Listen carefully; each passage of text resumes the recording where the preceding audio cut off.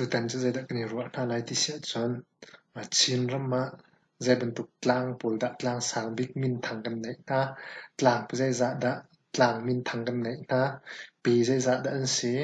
ika zai za da an kau zai tin da an tu ning si ti mi kha tu tan na kamu share kamu ne ruwa na asala ye ye program kan thap plan te ha bentukin lai mi kan tuan bia chin mi kan tuan bia la kan nun phong na kan culture kong bia te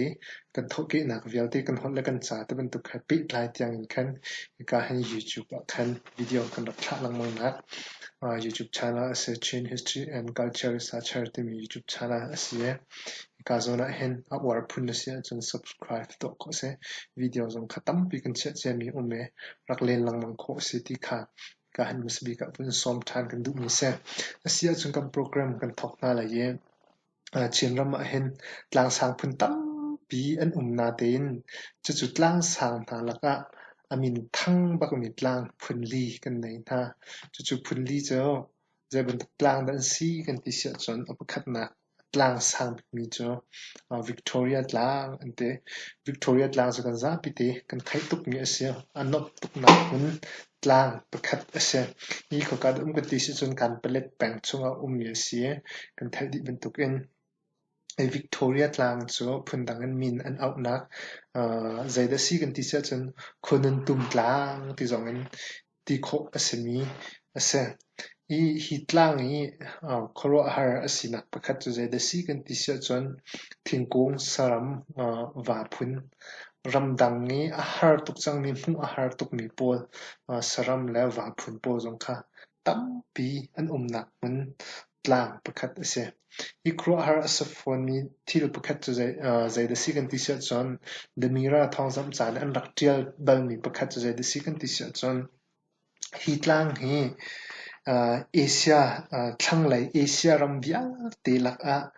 mi tlang sang lak i sang ngai mi tlang pakhat aseve ante ima bal te chu sono atlak lo mi vul atlak lo mi kha khro har ngai asiem thingkung la ram la tilong bak a me chutuk tlang sang chun vul ti mi snow atlak lo mi khro har tuk si ante hi tlang chunga hen kan chimche ban tukin saram phun le wa phun i ram dang zonga mu a har tuk chang mi wa phun pol kha tam pi an ti kha se i chok hlai par te na zong kha tabawa thingke par je kan tilai phun an nak tlang ase anom bak mi anom nak phun tlang pakhat asiti kha se i kan thai di ban tukin kong khatam pi chim ok kha lem lo i tlang sang bik lai tlang kan ngai mi tlang pakhat ase chun khunun tum tlang an ti mi he zai si kan ti se chon chin ram kul i tlang sang bik pakhat nak silo en Myanmar rama hen tlang sang bik achang tu apani nak aseveti kha ka hen kan khu mi ase chu thong ni la kum sha shong shang zong khan national park ti mi za pi din nak mun an rakhia mi tlang pakhat si ti kha kan thai kho mi ase chun pani nak tlang asang mi zai da si kan ti se chun thual vung tlang ti kha se I thual vung tlang ti mi cho amin kha phundang te wan si kan van thai lau suala ka zapi ne kan thai nak un chon Kennedy tlang ti mi kha se I Kennedy tlang ti mi cho ka dum kan ti se chon ti dim la ta ngin kar lak meng tung meng sari la falong pathumin la meng nga kar lak chung rong rang I Susan khwa achung lai achak lai khen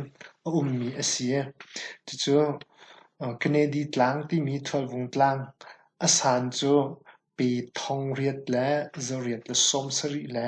pe khat asang mi khasie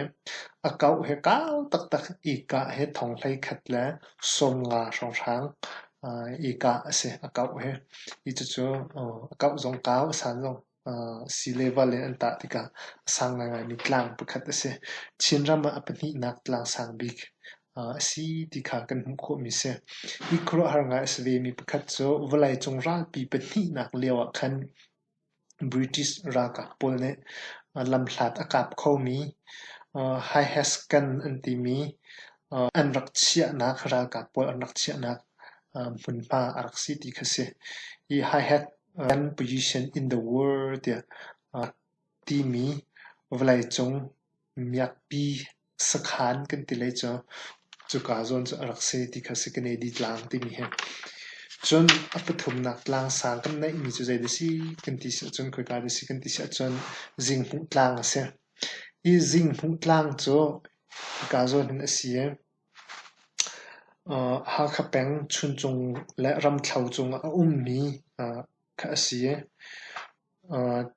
ha kha penga chun chung chun phalam penga ram thlau khua ti mi kho chung a khana mi asia meng tung meng kul la meng ni lat naka mi kha jing hu ti mi asul lam chu zai de si te an vun fiat mi me jing ti cho thai tho jing ka chan ti nak asi ante hu ti mi cho mit in hu mi asi e jing ka thai tho chan hu kho mi ti nak asi ante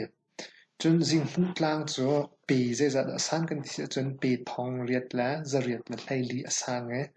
chinram tlang sang via te laka pathum nak sang mi se chun chinram me tiva pi te pi la dio an isem na achua na zong asifon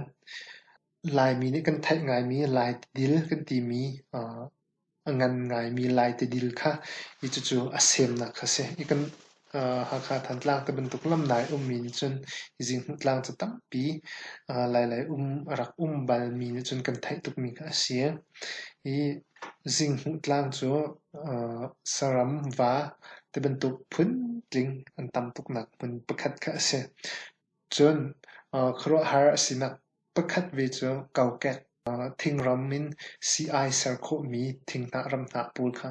tam pi hi jing tlang a hen rak chhuak mi asia atu zong a hen kau ket thil tam pi CI a sar kho mi thing na ram na kha atam tuk ante chun hi ka zo pali na tlang so de si kan ti chun chiriang tlang si ante a area he thong ruk la zariat la pali akaw mi asia san he thong sari la zahi asang mi asia anai nak bikin chim se chon than tlang peng ti kira mi asi ante I chiriang tlang he ha kha chun than tlang chun sai si chuak lam or in Mizoram lai ipit lai nak chu song sang atlai mi ne national park cha tho I chuak nak idin nak mun cha rak ruah mi tlang pakhat asia kan thai kho mi cha kan rel te kan kho mi se I chu cha kan rel mi cha ok kan base mi cha how tial mi da si kan ti sia chon ka hen slai khim mong ting tial mi cha ok kha asia ka hen chinlan geography ti kha asia ya tha tak mi cha ok kha se ve chu chunga chon hitlang pu kong kan bun rel mi kha ka hen sharing kan bun to mi se video tu mi tong than lang bye